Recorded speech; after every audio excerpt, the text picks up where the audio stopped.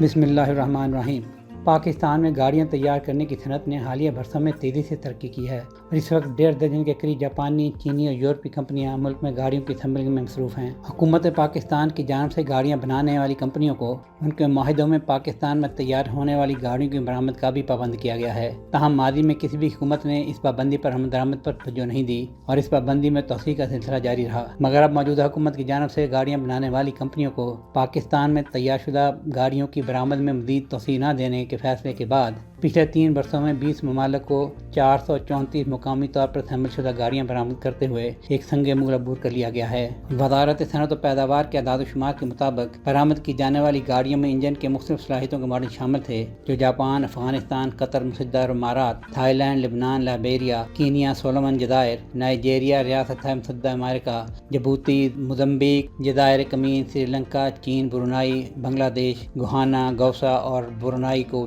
بھیجی گئی ہیں۔ حکومتی اعداد و شمار اکائیوں اور قدر دونوں میں برآمدات میں مسلسل ترقی کو ظاہر کرتے ہیں۔ 2022-23 میں 94.7 ملین روپے مالیت کی 100 گاڑیاں، اس سے اگلے سال 388.2 ملین روپے مالیت کی 107 گاڑیاں، جبکہ گزشتہ مالی سال 2024-25 میں 936.9 ملین روپے مالیت کی 227 گاڑیوں کی برآمدات ریکارڈ کی گئیں۔ مزید برآں پچھلے 3 مالی سالوں میں ہونے والی گاڑیوں کی برآمدات میں 8 مینوفیکچررز نے حصہ لیا، جن میں Pak Suzuki Motor Company Limited, Sazgar Engineering Works Limited, Honda Atlas Cars, United Auto Industries, Lucky Motor Corporation, Hyundai Nishat Motors, Master Changan Motors اور ٹویوٹا انڈس موٹر کمپنی شامل ہیں۔ سہیل شہریار، پاک ترک نیوز۔